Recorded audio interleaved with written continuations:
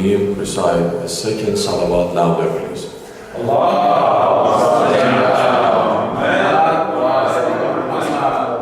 The third salawat, inshallah, for hastening the reappearance of our 12th Imam. And inshallah, that Allah subhanahu wa ta'ala will accept our deeds and siyam, and fasting, and prayers in this month, please.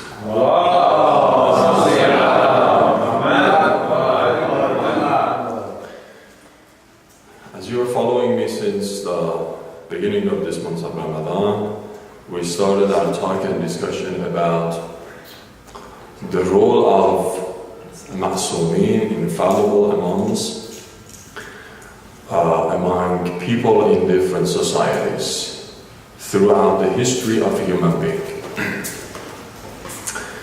I hope that, well, as it deserves actually to be covered, as we are just very quickly passing the days one after another.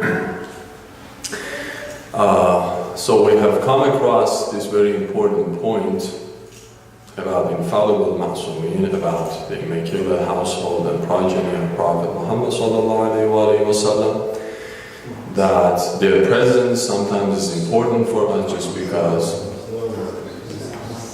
they are answering our needs. They actually come up with the responses to our difficulties. Sometimes when we face calamities, hardships, disastrous situations, we go to their doors, we go to their shrines, we plead to them, and we ask them honestly and wholeheartedly so that our difficulties would be answered and replied.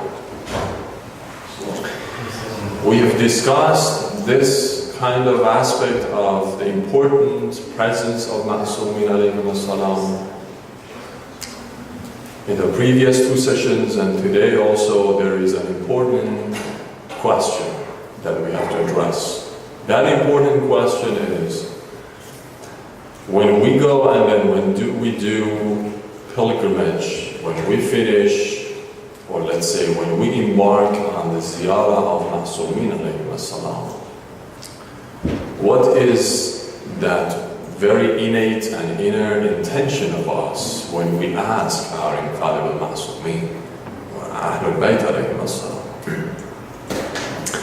Do we really think that, well, for example, when we go and visit the shrine of Imam al-Rida alayhi salam, or the shrine of Abu Abdullah al-Husayn alayhi salam, do we really think that they will directly answer our questions and then come up with the solutions to our problems?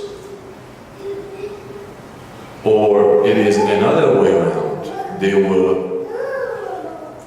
are not actually answering our question. They are the mediators between us and God. They only bridge this gap between the creatures, and the Creator. Which one of the two is the true one?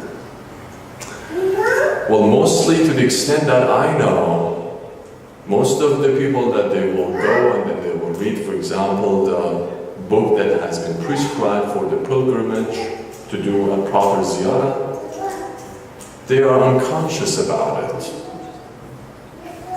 They don't care, but actually this is not the question for them or in their mind.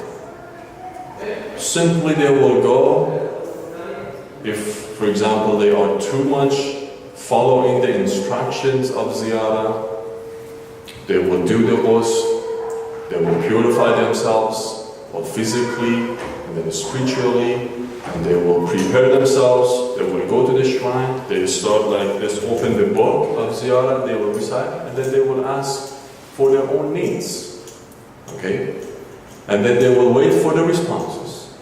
They don't think that how this response is going to be delivered, how these needs are going to be covered, how these demands are going to be satisfied. They don't have these questions in their mind. They don't actually sometimes care. Or let's say we don't care. We just, what just matters to us is my answer should be found.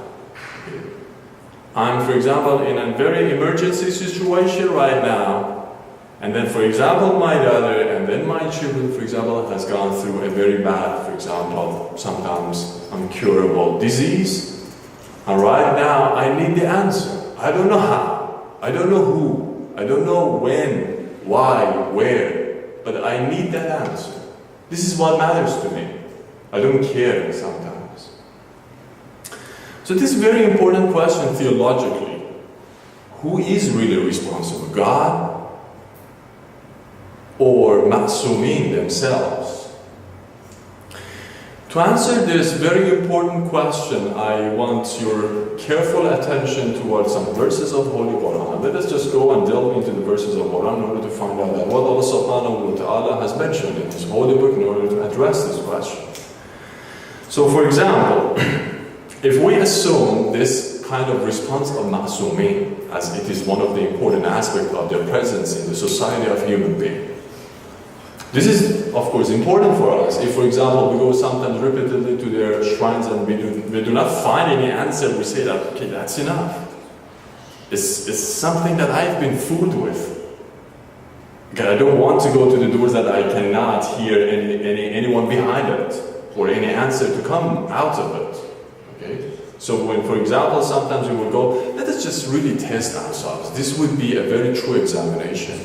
If we are loyal to this system of Ma'sumin alayhim salam, even 1,000 times, unlimitedly, let's say, we will resort to these shrines even if there is no any answer, if we believe them.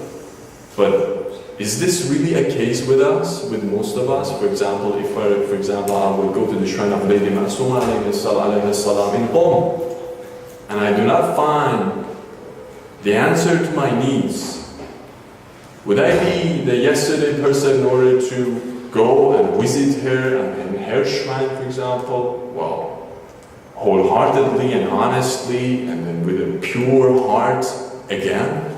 Or there will be some question marks in my mind, or there will be some doubts in my heart that why I didn't get a response. So this is one of the trials that we can go through in order to test our faith. So because mostly in faith there is no any question, to the extent that I know. But anyhow, let's return to the verses of Holy Quran to find out. So it is kind of miraculous action, mostly when we are struck by, for example, some calamities that we do not find normally the answers within the society, who will go to their shrines. Unfortunately, let's say, I have to confess this reality. That, for example, if I want a job or a promotion in my job, or for example, I'm looking for some good standards in my lifestyle, okay, or the status quo. So normally what I do is that I will try my best, I will depend on my own effort, and then I think that I will gain it. There is no any strike over my mind, let's say, that maybe I can also seek refuge to God here.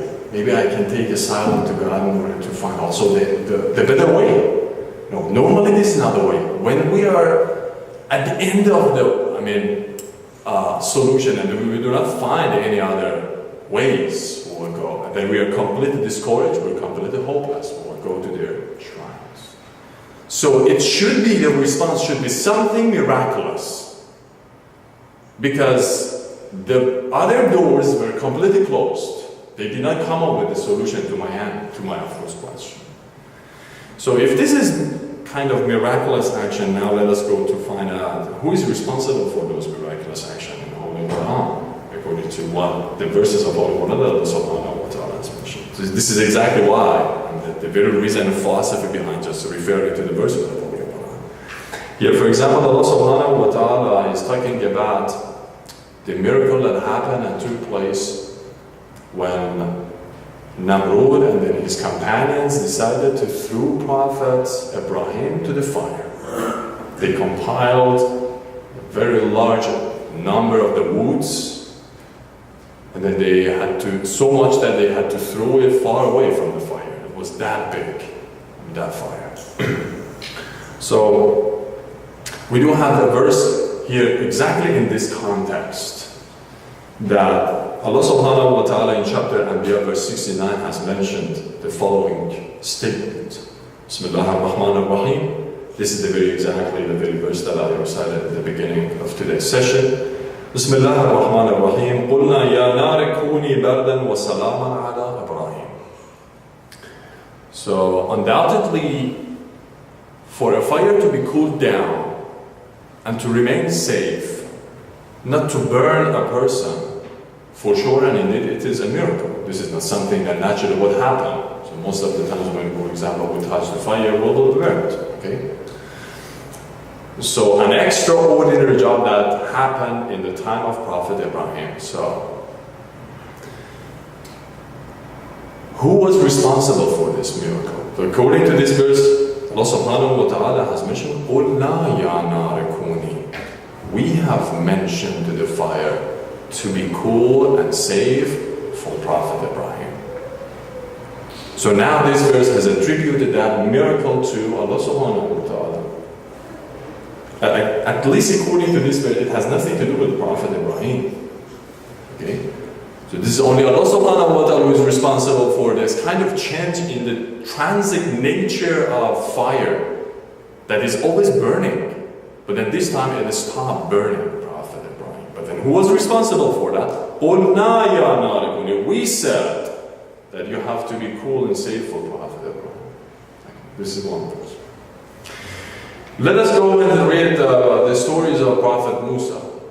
I can say Prophet Musa was a prophet who has come with most miracles in Holy Quran. Even if you wrote, for example, something about 15 to 20 miracles have been indicated in the Holy Quran just about Prophet Musa.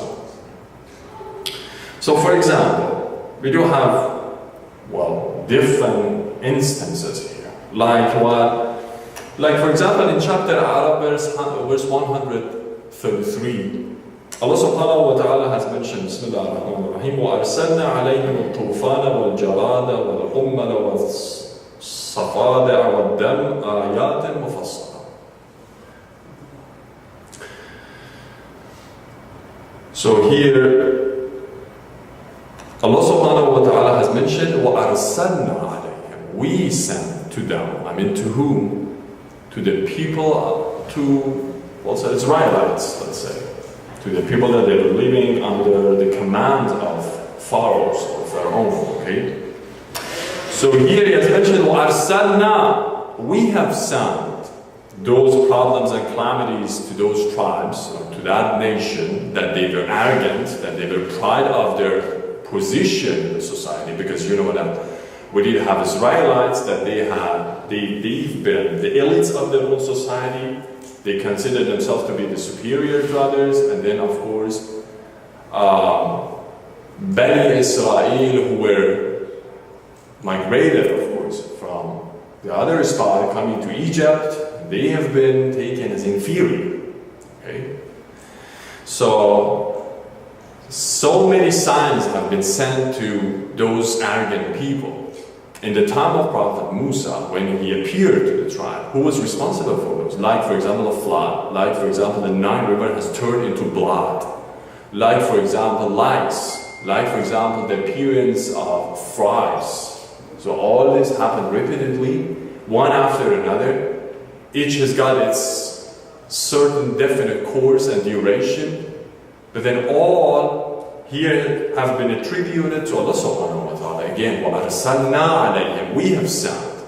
Then here again we do not find an attribution to Prophet Musa. Or for example, there is another verse in chapter Barad, verse 57, وَظَلَّلْنَا عَلَيْكُمُ الْغَمَامَ وَظَلَّلْنَا عَلَيْكُمُ الْغَمَامَ وَأَنزَلْنَا عَلَيْكُمُ الْمَنَّ وَالسَّلْوَى. So we shade over your head when, for example, they have gone, the Bani Israel, to Sinai desert. They have been kind of stuck in the desert for 40 years. Okay? So Allah subhanahu wa ta'ala was responsible in the desert to shade over their head. They did not have any special building, for example, to go on their roof so that they will be safe from the sunlight, especially in the desert. وَظَلَّلْنَا, again, we have sent to them the shadows, we have shaded over them, okay? وَأَنزَلْنَا عَلَيْكُمُ الْمَنَّ وَالسَّلْوَى, we have sent to you manna, that very, for example, we can say tasty, sweet liquid, and salwa, quail. So we were responsible for all these miracles. We're talking about the prophets, Prophet Musa, Prophet Ibrahim, and then Prophet Muhammad sallallahu alayhi wa sallam.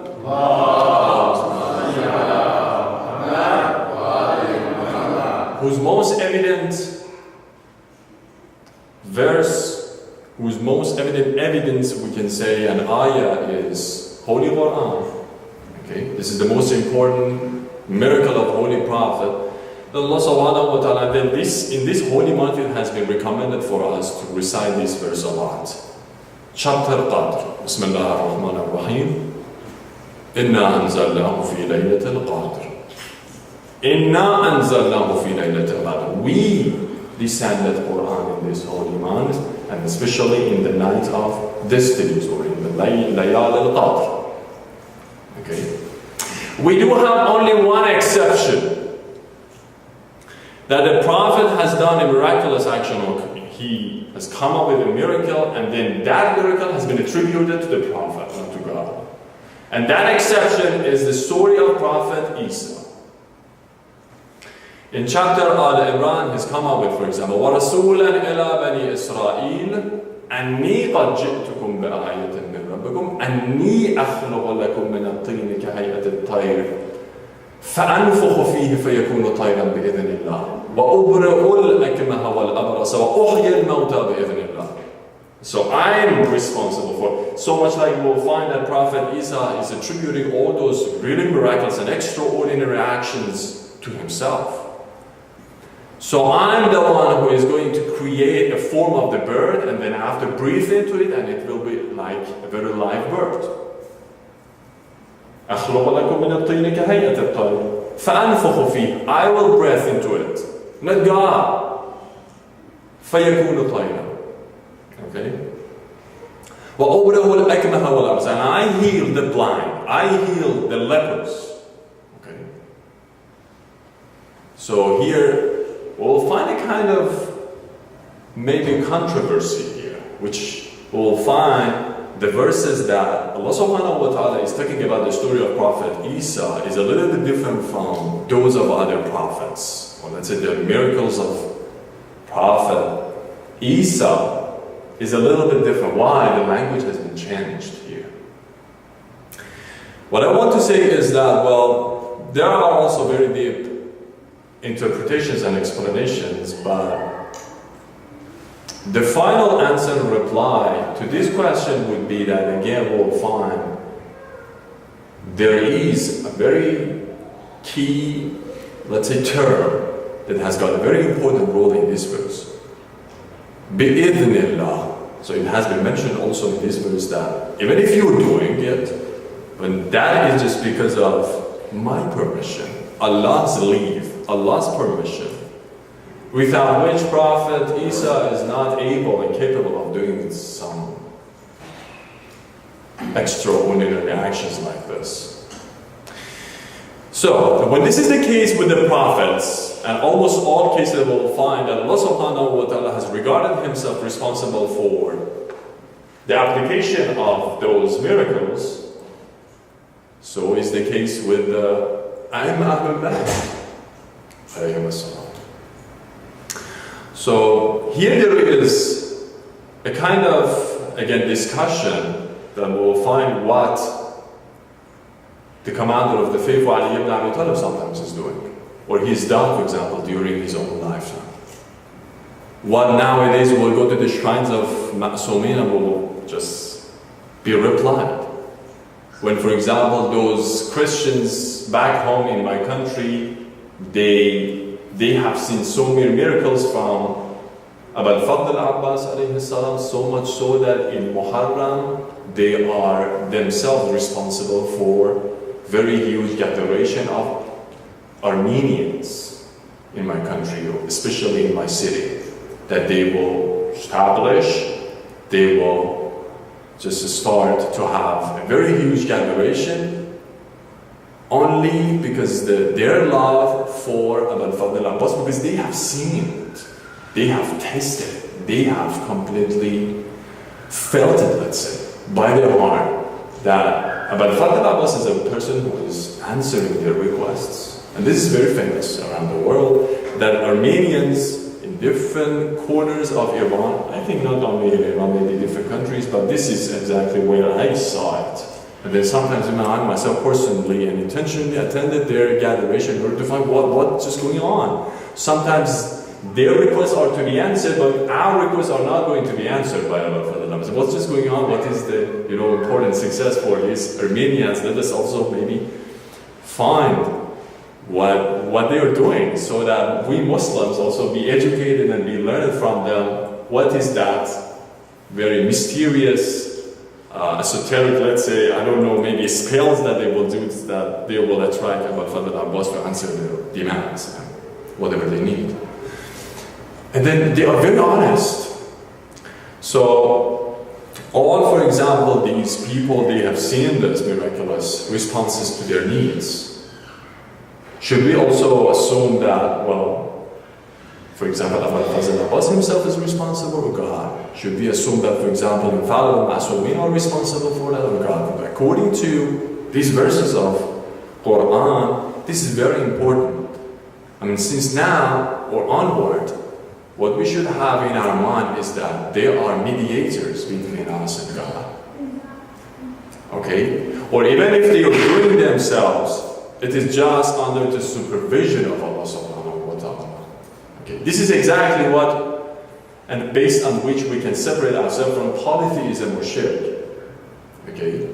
So whether we have to say that this has been done by Allah subhanahu wa ta'ala under the mediation of these people, or we have to say that they have done it, but under Allah subhanahu wa ta'ala's permission. Okay? It means that in both cases they are completely dependent on God. Okay? So directly they are doing it, but indirectly Allah subhanahu wa ta'ala is a person who is just, let us setting up all the scenario. Everything is about when we centered upon God. So this is very important for us. And then there are some discussions regarding the differences between miracles and, let's say, these extraordinary jobs done by Ma'sumin. Are they also like prophets coming up with the miracles? Can we call them also theologically and religiously as miracles? Miracles is only something which is going to be shown and expressed by a prophet in order to prove his prophethood. Okay? Because Ahlul Bayt do not need to prove anything any more than I'm a prophet of God. So there are some discussions here that we may postpone it for another time. Thank you very much for your patience. I'm sorry if you're exhausted.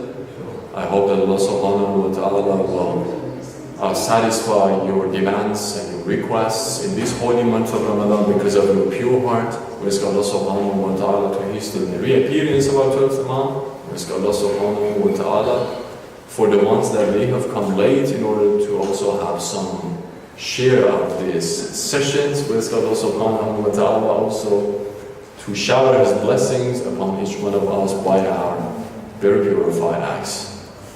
Thank you very much. Assalamu alaikum wa rahmatullahi wa barakatuh. Wa sallallahu ala sayyidina Muhammadin wa ala tahirin.